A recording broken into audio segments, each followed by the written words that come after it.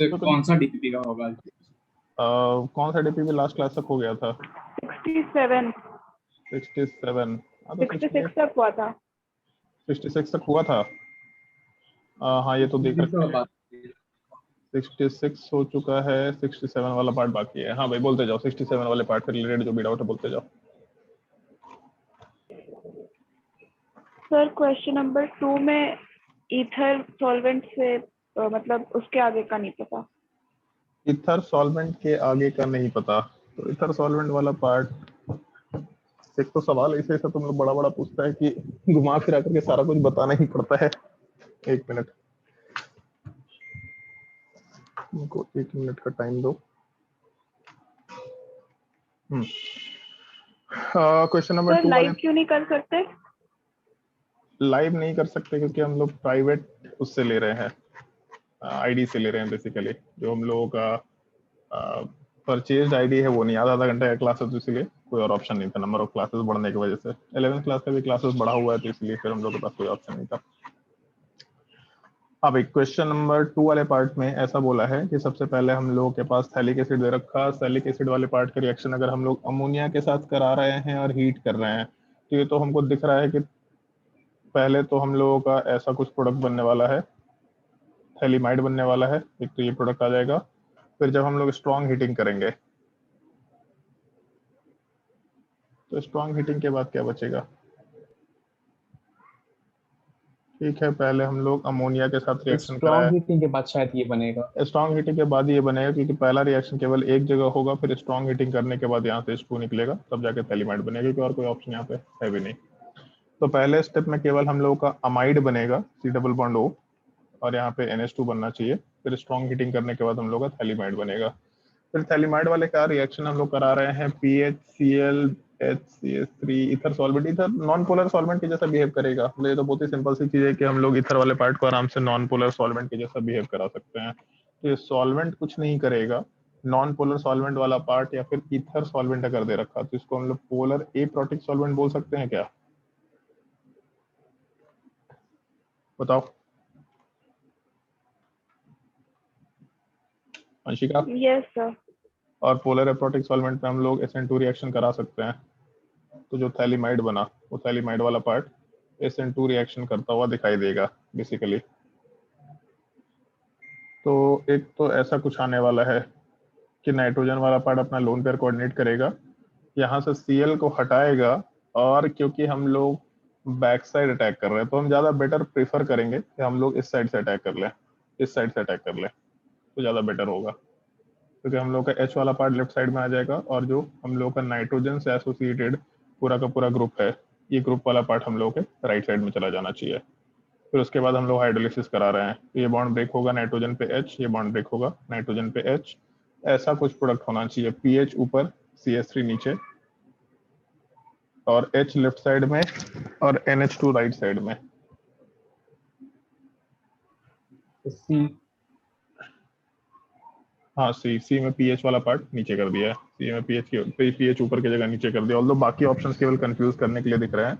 Options अच्छे हैं, ऐसा नहीं कि बाकी ऑप्शंस अच्छे नहीं है, बट यहाँ के प्रोडक्ट में फिर से तहलीक एसिड ही बन जाने वाला है, तो ये ऑप्शन थोड़ा सा गड़बड़। अगर मल्टीपल चॉइस क्वेश्चन होता तो बहुत अच्छा सवाल हम मानेंगे, इसको बहुत ही अच्छा सवाल हो जाता। समझ आया शिका? Yes sir.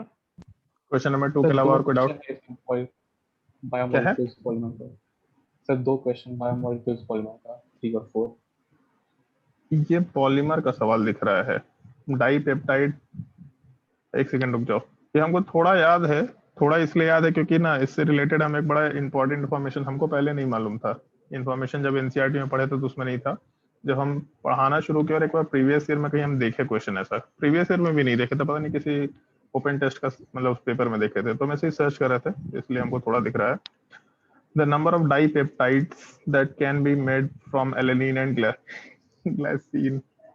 चलो हम एक छोटा सा चीज बता देते हैं, इसको ध्यान रखना। जैसे जो ग्लाइसिन, एलेनिन, वेलिन, इस तरह का जो नाम होता है, तो इससे ग्लाई अमीनो एसिड्स। अल हाँ अमीनो एसिड वाला पार्ट, वेल, पेट, इस तरीके का 7 नाम है, ठीक है, 7 अमीनो एसिड्स हैं। तो उन सब में इन सब के कॉम्बिनेशन से चीजें बना सकते हैं। जैसे यहाँ बोला डाइपेप्टाइड, डाइपेप्टाइड का मतलब 2 अमीनो एसिड कंबाइन करेगा, तो कोई भी 2 का ऐसा कॉम्बिनेशन बना दिया तो डाइपेप्टाइड, इन दोनों का कॉम्बिनेशन बना दिया डाइपेप्टाइड, ऐसा बोल सकते हैं। तो जैसे यहाँ पे बोला कि हम लोग का एलेनिन और ग्लाइसिन को मिला करके नंबर ऑफ डाइपेप्टाइड्स निकालने बोला है। तो ये एक्चुअल में तुम्हारा ठीक है, बायोमॉलिक्यूल्स का सवाल है, पॉलीमर का सवाल है, अमीनो एसिड का सवाल है बेसिकली, लेकिन एक्चुअल में अमीनो एसिड का सवाल नहीं है, परमुटेशन कॉम्बिनेशन का सवाल है। क्रॉस रिएक्शन हो सकता है। अमीनो एसिड का मतलब है कि हम लोग के पास COOH और इसमें NH2 रहने वाला है। अब उसमें ग्लाइसिन एलेनिन, तो ग्लाइसिन सबसे छोटा स्ट्रक्चर ये, एलेनिन का मतलब होना चाहिए 2 कार्बन वाला पार्ट। ग्लाई अल वेल पेट, ये नाम हमको का सीक्वेंस थोड़ा बहुत याद है क्योंकि बड़ा यूनिक चीज मेरे लिए आया था तो थोड़ा ध्यान आ गया था। तो इस केस में अगर मान लो रिएक्शन होता है तो एक का अमोनिया दूसरे के कार्बोक्सिलिक एसिड के साथ रिएक्शन किया, एक पॉसिबिलिटी। तो पहले वाले पार्ट के अमोनिया की जगह दूसरे का अमोनिया पहले वाले के कार्बोक्सिलिक एसिड के साथ रिएक्शन किया, दूसरी पॉसिबिलिटी। और ऐसा भी तो हो सकता है कि एलेनिन वाला पार्ट जो है दूसरे एलेनिन के साथ कंबाइन कर जाए, अला अला टाइप का कुछ बना देगा, ग्लाई ग्लाई टाइप का कुछ बना देगा। ऐसा एक्चुअल में नाम है, समझ समझना कि हम मजाक में बोल रहे हैं, एक्चुअल में ऐसा नाम होता है पॉलीमर का या पेप्टाइड से ऐसा नाम होता है कि शुरू का 3 इनिशियल से लेकर के हम लोग रिप्रेजेंटेशन यूज करते हैं, तो इसको ध्यान रखने का है। आंसर 4 होना चाहिए मोस्टली, मेरे हिसाब से 4 होना चाहिए। क्या दिया है इसका आंसर वैसे थर्ड नंबर का, एक बार देख लेते हैं।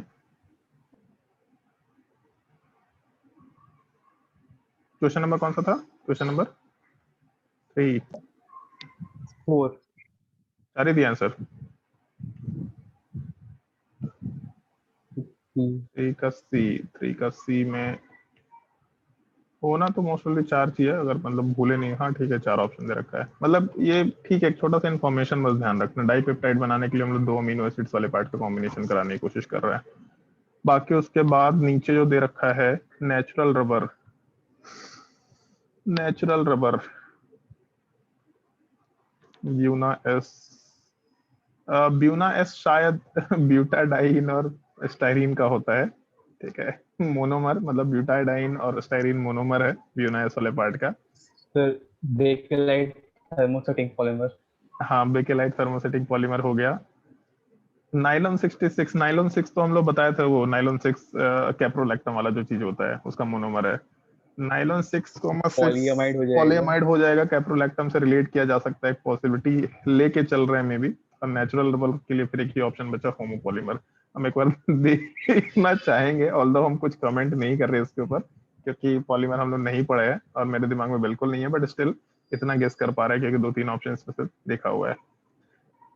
छोड़ देते हैं हम, इसमें दिमाग नहीं लगाते हैं, इसको रहने दो, जब टाइम आएगा तो पता चल जाएगा, अभी के लिए रहने देते हैं इस सवाल को। क्वेश्चन नंबर 4 एंड 3 वाला पार्ट तो खैर ठीक है, 3 वाले पार्ट को हम कुछ नहीं बता रहे, जब टाइम आएगा तो भी डिस्कशन कर लेंगे इसका। क्वेश्चन नंबर 3 एंड 4 के अलावा DPP नंबर 66 में कोई डाउट या 67 में कोई doubt? Question 5। Question number 5, question number 5 वाले पार्ट में convert in not more than 6 step, यहाँ ओ के साथ क्या दिया है, सॉरी डी दिया है ना, deuterium. Convert in not more than 6 step, deuterium exchange कराने बोला है। अच्छा सो इसमें मतलब सोचे थे तो 5 स्टेप में बन गया, पर पता नहीं सही। स्टेप्स तो मल्टीपल हो सकते हैं, मल्टीपल स्टेप्स पॉसिबल हो सकते हैं, उसके लिए कोई दिक्कत नहीं है। इसका सॉल्यूशन में एक जगह ड्राई HCl के प्रेजेंस में मीथेनॉल को यूज किया, वही एक स्टेप समझ नहीं आ रहा। ड्राई एसिड के प्रेजेंस में मीथेनॉल, मिथेनॉल, तो ये स्टेप हमको ऑप्शन में देखना पड़ेगा, बट हम कुछ और भी कन्वर्जन का स्टेप सोच के एक बार देखते हैं क्या क्या चीज सोचा जा सकता है। सर जो हम सोचे वो बता। बोलो। सर पहले सल्फोनेशन करवा, पहले सल्फोनेशन उसके बाद करवाए, फ्यूजन, उसके बाद फ्यूजन करवाए। फ्यूजन मतलब NaOH से रिएक्ट करवा के फिनॉल जो बनवाते थे। ठीक है, उसके बाद D2O और D प्लस से रिएक्ट करवा दी, मतलब तो D2O से जब रिएक्शन कराएंगे तो ये आएगा ना ऑप्शन, ये भी तो आएगा। सर वही प्रॉब्लम हो रहा था, अगर एक जगह जाता तो सही रहता। सर वहाँ पे हम ये सोचे तो ऐसा कर लो ना, इप्सो सब्स्टिट्यूशन कर लो ना यहाँ पे। पार्ट में अगर जाएगा तो अरे नहीं नहीं, इप्सो सब्स्टिट्यूशन कैरी आउट कर लो ना। इप्सो सब्स्टिट्यूशन तो कैरी आउट कर सकते हैं हम लोग, अगर यहीं पे हम लोग डी प्लस यूज कर लें तो इप्सो सब्स्टिट्यूशन तो कैरी आउट किया जा सकता है, एक पॉसिबिलिटी है। ये सब और अगर ऐसा नहीं है, क्योंकि उसमें दिक्कत भी क्या होगा ना, अगर हम लोग एच प्लस यूज करते हैं तो ड्यूटेरियम एक्सचेंज तो होगा ही होगा। अगर एच प्लस यूज कर रहे हैं तो ड्यूटेरियम एक्सचेंज नहीं हो पॉसिबल है, जो हम लोग को नहीं चाहिए। तो हम लोग सर जो क्या OH करेंगे में D2 ऐड किए तो फिर वहाँ पे ऑर्थो पोजीशन में कैसे आया ड्यूटी के? ना, क्योंकि वो अगर यहाँ पे हम लोग ड्यूटेरियम एक्सचेंज कराना चाहते तो O माइनस आएगा, और ड्यूटेरियम एक्सचेंज में हम लोग क्या बोलते थे, जहाँ जहाँ पे माइनस चार्ज आता था वहाँ वहाँ ड्यूटेरियम एक्सचेंज होगा। तो बेसिकली तीनों जगह पे ड्यूटेरियम एक्सचेंज हो सकता है।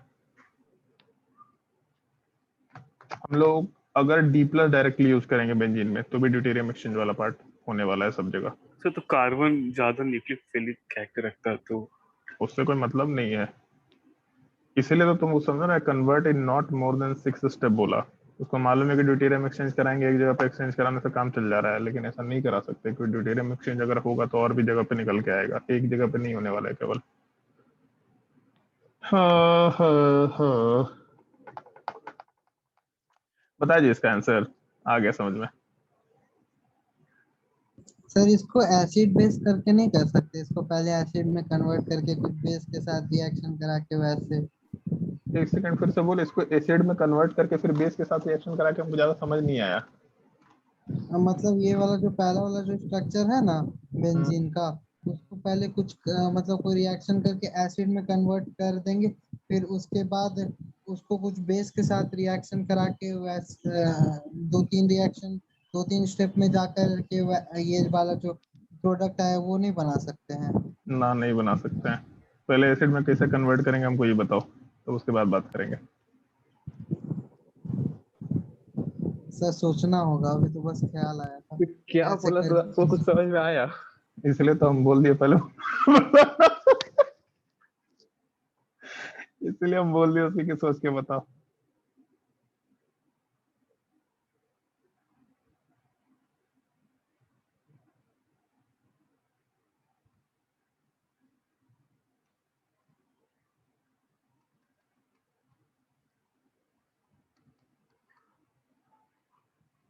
ऐसा कर सकते हैं क्या? सर आंसर भी यही दिया, लेकिन सर पता नहीं क्यों बीच में dry HCl presence of methanol use किया है। अच्छा, आंसर यही दिया है क्या? Yes sir. तो इसका रिएजेंट बस यूज करने के लिए चेंज करने बोला है ना, एक मिनट, क्योंकि इसमें हम लोग का न्यूक्लियोफिलिक सब्स्टिट्यूशन एक ही जगह पे होने वाला है। बट ये काइंड ऑफ प्रैक्टिस का चीज है जहां तक हमको समझ में आता है। कौन सा क्वेश्चन था? तो क्वेश्चन 5। क्वेश्चन नंबर 5 में सबसे पहले Br2 करवाए, ठीक है, फिर असाइलेशन करवाए जो मेरा दूसरा प्रोडक्ट था, ठीक है। MEOH के साथ ड्राई HCl, MEOH के साथ ड्राई HCl, अच्छा ठीक है, तो सही दिया है, मेरे ध्यान में नहीं था, बट ये अच्छा पॉइंट है। पहले तो बस ये बताओ कि करेगा क्या, क्या सोच सकते हैं, मतलब ये स्टेप करेगा क्या, ये बस बताओ। तो दोनों रिएक्टेंट ड्रॉ की। क्या करेगा? तो दो रिएक्टेंट तो बन जो ड्रॉ। सेकेंड स्टेप के बाद रिएक्टेंट बना उसको ड्रॉ करिए। सेकेंड स्टेप के बाद जो रिएक्टेंट बनेगा वो ये बनेगा ब्रोमीन, उसके बाद असाइलेशन करा रहे हैं हम लोग, C double bond O CH3। इसमें क्या होगा अगर MEOH के साथ ड्राई HCl यूज करते हैं तो?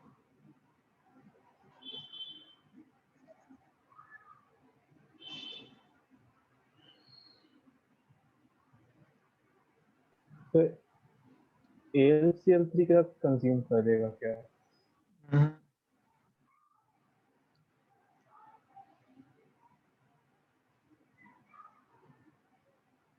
ऐसा कुछ करेगा? ऐसा कहीं देखे थे? मास्किंग। मास्किंग। मास्किंग, ठीक है। सर की जरूरत क्या है इसमें? हाँ ये पॉइंट है, जरूरत क्या है इसमें, क्योंकि अगर हम लोग यहाँ पे मैग्नीशियम के साथ ड्राई ईथर यूज करते हैं तो एक रिएक्शन याद आ रहा है, कहीं पे ऐसा कुछ देखे थे सर। फ्री रेडिकल में? यस। पिनाकोल फॉर्मेशन हो सकता है, तो पिनाकोल फॉर्मेशन को अगर अवॉइड कराना है तो पहले हम लोग मास्किंग करा देंगे। तो उसके बाद केवल ऊपर ही रिएक्शन होगा। ये पॉइंट अक्सर में हम भी ध्यान नहीं दिए, मतलब काफी वैलिड पॉइंट है, ये काफी वैलिड पॉइंट है। ठीक है, बाकी तो हम भी वही सोचे जो सोचे, लेकिन अच्छा पॉइंट है, बहुत वैलिड पॉइंट है एक्चुअल में, मतलब सवाल को गलत कराने के लिए बहुत सिंपल सा पार्ट है। तो आई गेस समझ में आ गया होगा। यस सो इस टाइप के क्वेश्चन हमें एग्जाम में आएगा, एग्जाम आएगा, ऑब्जेक्टिव काहे में नहीं देगा, आएगा। नहीं, ऑब्जेक्टिव फिर में भी किस टाइप देगा से तो आएगा? जैसे इस टाइप से आया था उस टाइप का दे सकता है, या फिर मोस्टली नहीं, ऐसा नहीं होगा, सीक्वेंस ऑफ रिएजेंट दे रखा होगा कि सीक्वेंस ऑफ रिएजेंट क्या होना चाहिए। मोस्टली इस टाइप से सवाल पूछा जा सकता है, क्योंकि ये सब्जेक्टिव सवाल तो नहीं पूछने वाला, तो सीक्वेंस ऑफ रिएक्शन में ही सवाल पूछना बेटर है कि कौन से सीरीज ऑफ रिएजेंट्स के साथ रिएक्शन कराने पे ये प्रोडक्ट मिलने वाला है। बड़ा अच्छा सवाल है, ऑल्दो यही पार्ट सोच पाना बहुत बढ़िया चीज है। और उसमें एक ये पॉइंट, क्रिटिकल पॉइंट जो आया, ये तो हम भी ध्यान नहीं दिए। हम ऑल्दो सोचे कि नीचे रिएक्शन तो नहीं होगा ना, बट फिर हम असाइलिन कंडेंसेशन से इसको रिलेट कर लिए कि उसके लिए हमको सोडियम चाहिए, जबकि हम ध्यान नहीं दिए कि मैग्नीशियम ही चाहिए होता था। अच्छा सवाल, ये पॉइंट बहुत अच्छा है। और कोई डाउट किसी को? क्वेश्चन 6 का पार्ट 2। क्वेश्चन 6 का पार्ट 2। क्वेश्चन 6 के पार्ट 2 में इस कंपाउंड का रिएक्शन हम लोग कन्वर्ट करा रहे हैं दूसरे कंपाउंड में, तो उल्टा कर दो, नोजोलिसिस से ऑक्सीजन हटा दो तो कुछ कुछ बन जाएगा। ऐसा कर सकते हैं क्या? सी डबल बॉन्ड वो दे रखा, और हम लोग को एक तो नंबर ऑफ कार्बन ज्यादा चाहिए, शायद हम ऐसा कभी बताए थे कि अगर कार्बन चेन ज्यादा चाहिए तो ग्रिग्नार्ड रिएजेंट सोचा करना कन्वर्जन में, जब भी कार्बन चेन एक्सटेंड होता है। तो ऐसा कर सकते हैं क्या कि हम लोग यहाँ से तो 2 स्टेप में ही हो जाएगा कंप्लीट, 5 स्टेप में बोला है करने के लिए। तो 5 स्टेप में बोला, तो 5 ही स्टेप में क्यों करेंगे? तो देखिए ना, convert the following in given steps. अच्छा, करके देखते हैं। जैसे मान लो कि अच्छा गिवन स्टेप्स, तो जैसे एक ये स्टेप हो गया, इस स्टेप के बाद हम डिहाइड्रेशन लोग को करा देंगे सर, 2 तो स्टेप में खत्म हो गया। नहीं, डिहाइड्रेशन में हम लोग को सिस मिलेगा क्या? तो बॉन्ड लाइन स्ट्रक्चर है ना। नहीं, बॉन्डलाइन स्ट्रक्चर कहाँ है तो सिस ट्रांस नहीं, में? ये तो प्रॉपर सिस ट्रांस दे रखा है ना, सिस चाहिए अपने को प्रोडक्ट सिस। तो सिस में क्या करें?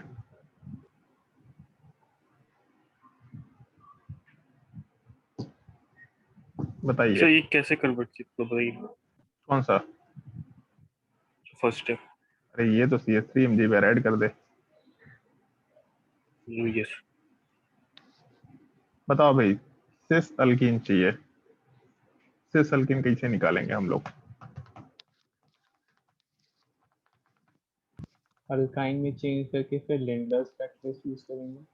तो अल्काइन में अगर चेंज करते हैं तो पहले तो अल्काइन में चेंज करो, और अल्काइन में चेंज करके हम लोग लिंडर्स कैटलिस्ट यूज कर रहे हैं, तो सिस अल्कीन बन जाएगा। ये स्टेप तो एक हो गया, अल्काइन में एक स्टेप ये हो गया, 2 स्टेप तो यहाँ हो गया, बट यहाँ से अल्काइन तक के पार्ट को कंसिडर करना है। यहाँ से अल्काइन तक के पार्ट में कैसे आए? सब पहले डिहाइड्रेशन कराएंगे। पहले डिहाइड्रेशन करा देते हैं, बहुत बढ़िया। तो यहाँ से डबल बॉन्ड बनेगा, most stable product Br2 presence of CCl4। Br2 in the presence of CCl4, बहुत ही बढ़िया। यहाँ से अपने को 2 ब्रोमीन मिल जाएगा, विसनल डाइब्रोमाइड। और उसके बाद फिर अल्कोहलिक KOH और फिर सेकंड स्टेप में अल्कोहलिक NaNH2। सीधा अल्कोहलिक NaNH2 भी यूज कर सकते हैं, कोई दिक्कत नहीं है, मतलब उसको एक ही स्टेप में भी रख सकते हैं। ऑल्दो एनसीईआरटी में ऐसा ही दिया, अल्कोहलिक KOH और सेकंड स्टेप में अल्कोहलिक NaNH2, तो इसको यूज करके हम लोग अल्कीन में जा सकते हैं। तो हो गया 5 स्टेप, शायद 1 2 3 4 5, हाँ 5 स्टेप हो गया। तो उसके बिना बनने वाला भी नहीं है इसे भी। उसके बिना और कोई उपाय है इसको बनाने का? डबल बॉन्ड सर तो जैसे सिस अगर कॉन्फ़िगरेशन इसको नहीं मेंशन करना रहता तो फिर वो कैसे लिखता तो स्ट्रक्चर? फिर तो 2 ही स्टेप में बन जाता, फिर क्या दिमाग लगाते? नहीं सर, फिर वो मतलब रिप्रेजेंटेशन कैसा रहता है इस मॉलिक्यूल का? फिर से बोले कर, अगर सिस रिप्रेजेंटेशन अगर मतलब हम लोग को सिर्फ इस प्रोडक्ट से मतलब रहता, सिस ट्रांस कॉन्फ़िगरेशन से मतलब नहीं रहता, तो फिर वो डायग्राम में इसको कैसे रिप्रेजेंट करता मॉलिक्यूल को जो तो ऐसा बनाया है करता क्वेश्चन? जैसे ऊपर किया है, सी डबल बॉन्ड। अल्काइन है। नहीं नहीं, अरे मतलब अल्काइन नहीं, उस टाइप से बॉन्ड लाइन स्ट्रक्चर बना देता, ऐसा बना देता।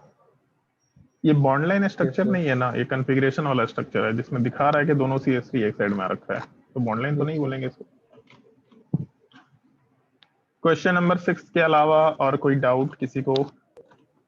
इसका पार्ट 3 में भी डाउट है इसका पार्ट C में भी डाउट है, 3 में ये sir. सर 4 आते हैं 4 वाले पार्ट पे भी। तो क्वेश्चन नंबर 4 है इसका 4। सर उसी का C का 4 6 का और sir, उसी का 6 में भी। 4। अरे चलो कितना स्टेप में बनाना है? 2 स्टेप में ना।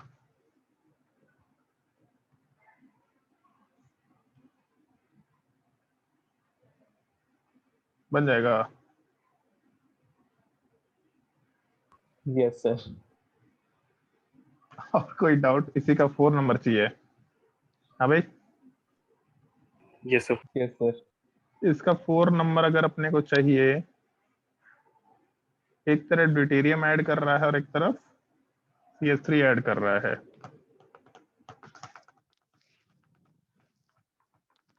कितना स्टेप में चाहिए? 2 स्टेप में।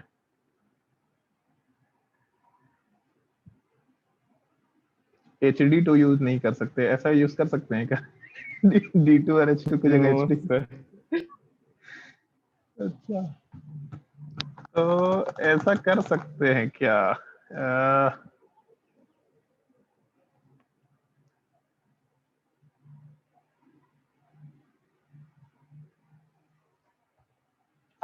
अल्कीन इसका के ये करवा सकते है तो रिडक्शन है तो रिडक्शन का ही पार्ट कराना, तो अपने को रिडक्शन ही है। NiD2 Ni और D2 नहीं, NiD2 यूज करेंगे तब उसमें दोनों तरफ ड्यूटेरियम आएगा ना, इसलिए NiD2 यूज नहीं कर रहा।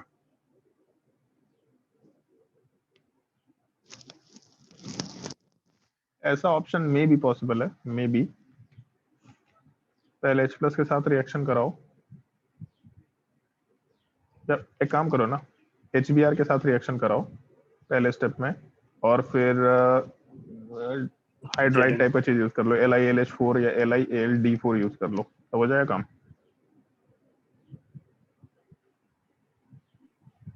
तो सर पहले HBr और Zn डस्ट के साथ करें तो HBr हट जाएगा।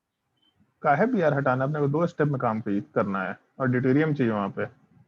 और जिंक डस्ट इसमें कब से आ गया बे? जिंक डस्ट यहाँ आता है कि जिंक डस्ट अल्कोहल में आता है?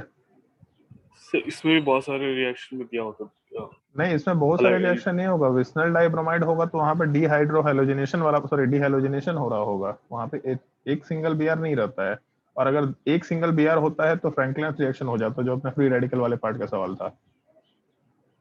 तो हमको ब्रोमीन थोड़े ना हटाना है यहाँ पे, केवल हमको यहाँ D- ऐड करना है। तो D- कहाँ से आएगा? तो NaBD4 LiAlD4 डाइबल H वाले पार्ट में डाइबल D कर लो, ये स्टेप यूज कर सकते हैं। बट Zn को यूज करके क्या कर लेंगे? मान लो 2 स्टेप में काम करना है, तो Zn को यूज करके क्या करना चाह रही है बताओ? DBr और Zn DBr और Zn, तो DBr में जो ड्यूटेरियम वो कहाँ पे ऐड होगा? ऊपर वाले कार्बन पे ऐड होगा 1 नंबर पे कि 2 नंबर पे ऐड होगा? ऊपर। तो फिर तो काम का नहीं है। और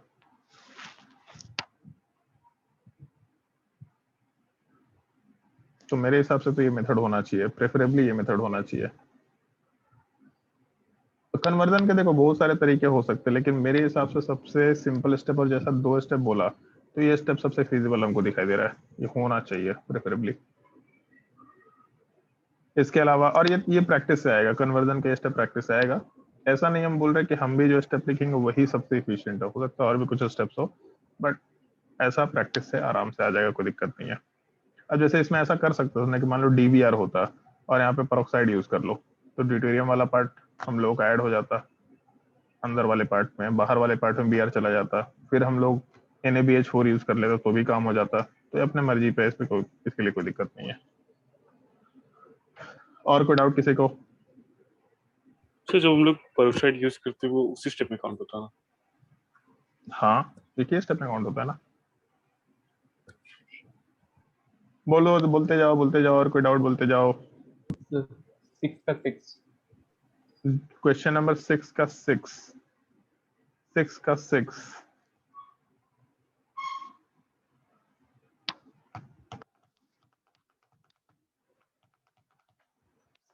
3 स्टेप बोला है।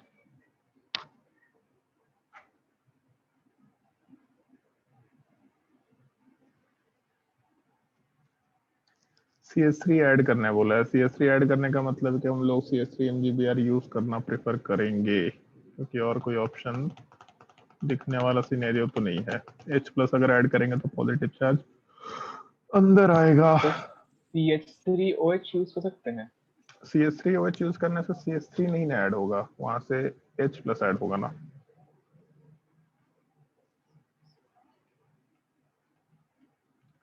पहले तो ये स्टेप कर लेते हैं, ये हमको थोड़ा फिजिबल दिख रहा है, मे बी बाहर वाले पार्ट में BR ऐड होगा, लेकिन जब बाहर BR ऐड करके CS3 MGBR लेके जाएंगे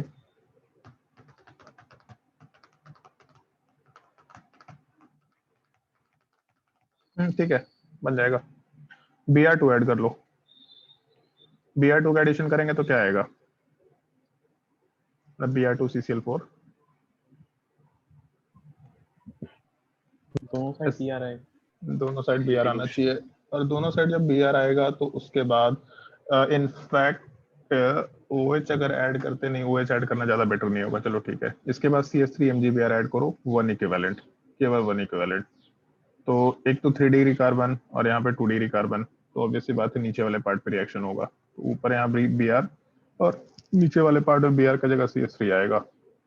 और इसके बाद हम लोग को ये प्रोडक्ट चाहिए, कैसे आना चाहिए, ये एक पॉसिबिलिटी हमको दिख रहा है। ये प्रोडक्ट कैसे आएगा,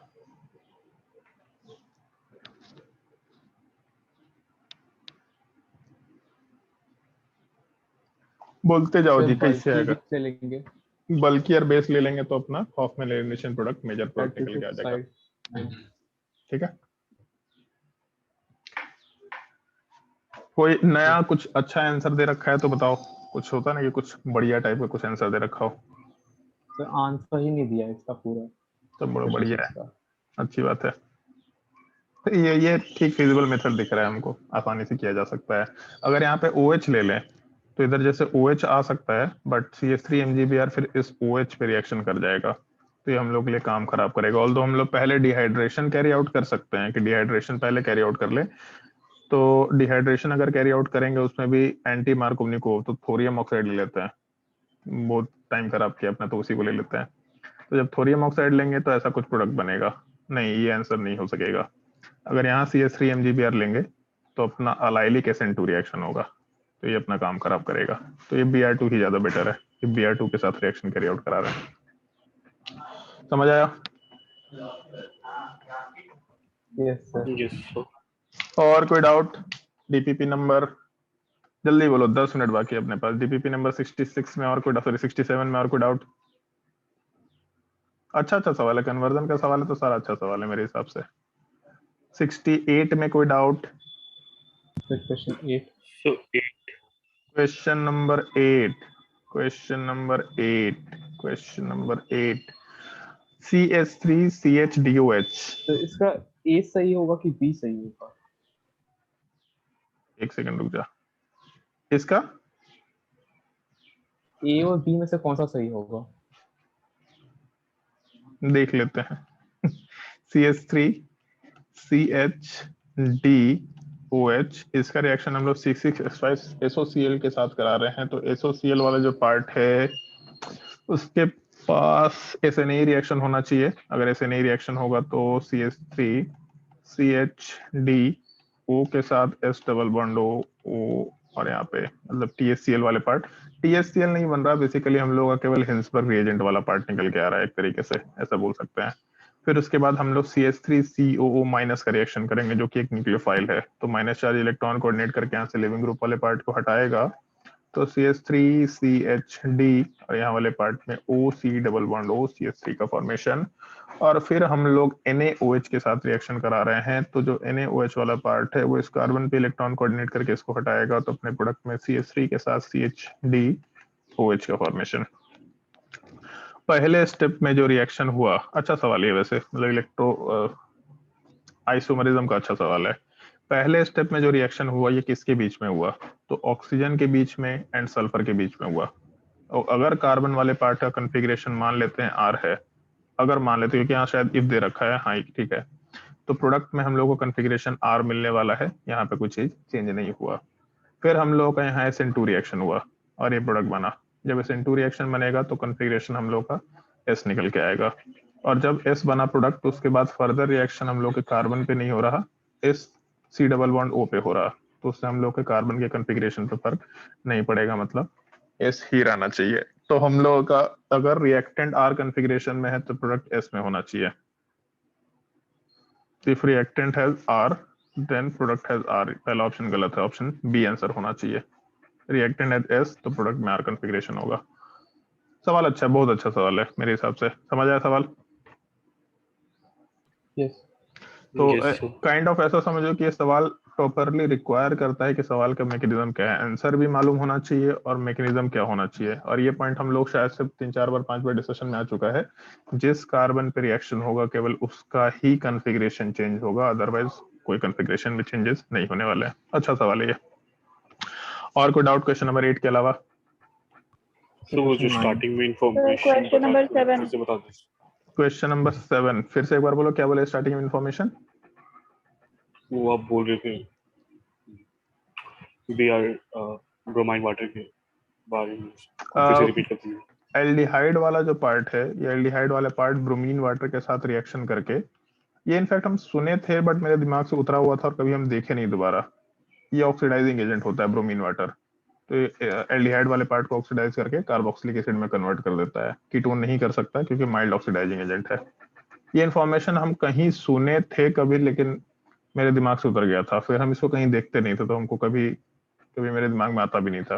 तो इसीलिए हम लोग जब ग्लूकोज और फ्रुक्टोज को डिस्टिंग्विश करना चाहते हैं तो ब्रोमीन वाटर टेस्ट आराम से कंसिडर किया जा सकता है। बाकी हम लोग Yes, sir. इस इंफॉर्मेशन को बायोमोलिक्यूल्स में डिस्कस करेंगे। क्वेश्चन नंबर 7 में कोल्ड डाइल्यूट KMnO4 मतलब बेयर्स रिएजेंट दे रखा। जब बेयर्स रिएजेंट यूज करेंगे तो हम लोगों का जो डबल बॉन्ड है, ये डबल बॉन्ड वाला पार्ट हटेगा और हम लोगों का दोनों के कार्बन के ऊपर OH ग्रुप आएगा, तो ऐसा फिशनल डायोल बन जाएगा। फिर हम लोग H2SO4 के साथ डेल्टा यूज कर रहे हैं।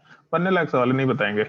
पिनेकोल इन रीअरेंजमेंट में ऐसा सवाल करा रखे हैं, ऐसा बताया कहीं पे? Pinacol rearrangement Yes, sir. बनने लायक सवाल है, बन जाना चाहिए। पहले मान लो एक OH हटेगा, एक रिंग का एक्सपेंशन होगा। जैसे रिंग का एक्सपेंशन होगा तो उस केस में हम लोग का डबल बॉन्ड ऑक्सीजन आएगा। ऐसा कुछ ऑप्शन दिख रहा है, ऑप्शन बी आंसर आना चाहिए मोस्ट प्रोबेबली, बट एक बार चेक कर लेना बना करके प्रॉपरली। क्वेश्चन नंबर 7 के अलावा और कोई डाउट? So question 9. और वर्कशीट क्वेश्चन नंबर 69 9 है कौन सा? सर 69 नंबर वर्कशीट में मेरा रुक है। जाए एक second. The rate of bimolecular elimination reaction E2 elimination of CH2CH2Br is faster than CH3CH2Br। Deuterium effect वाला पार्ट होता है, मतलब काइनेटिक आइसोटोपिक इफेक्ट वाला पार्ट एग्जिस्ट करता है। तो हम लोग रुकिए भाई, 2-3 मिनट रुकिए। हम लोग का जो काइनेटिक आइसोटोपिक इफेक्ट है हम लोग E2 एलिमिनेशन में कंसिडर करते हैं ड्यूटेरियम, और यहाँ वाले पार्ट में हम लोग का Br दे रखा। तो हम लोग का जो बेस वाला पार्ट है, ये बेस वाला पार्ट ड्यूटेरियम के साथ कंबाइन करके यहाँ से Br को हटाएगा। तो the beta hydrogen and the leaving group are eliminated simultaneously in the single step in bimolecular reaction.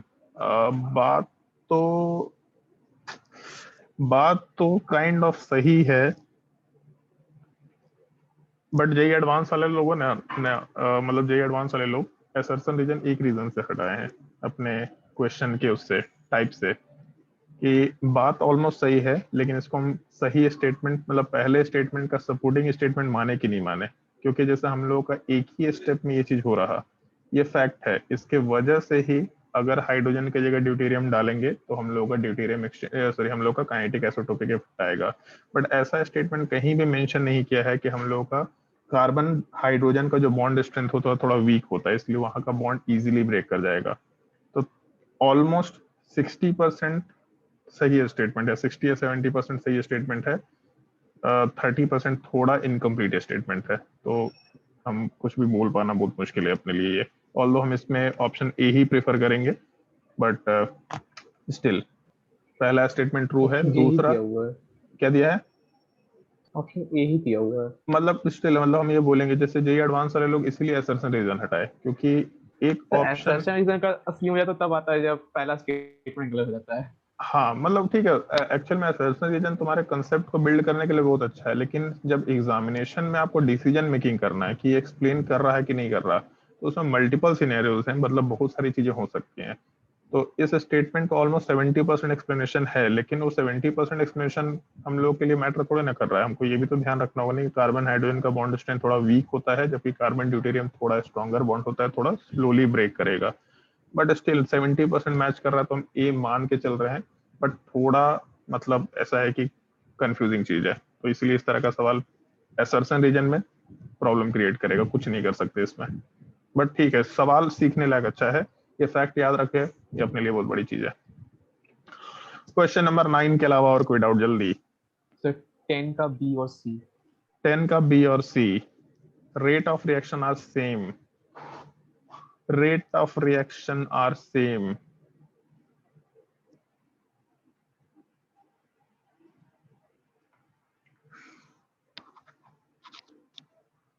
बोलना क्या चाहे है? Match the mechanism,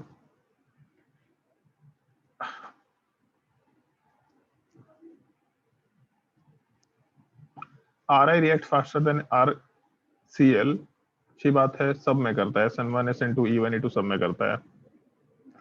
rate of reaction are same, ये कैसा सवाल है? Rate of reaction are same कैसा सवाल है, कैसा स्टेटमेंट है? थर्ड ऑप्शन में reaction are stereospecific, stereospecific word कभी मेंशन किए थे क्या? एक दो क्वेश्चन में आ चुका पहले। और स्टीरियो स्पेसिफिक बताया था सर। हाँ, क्या होता है ये बताओ।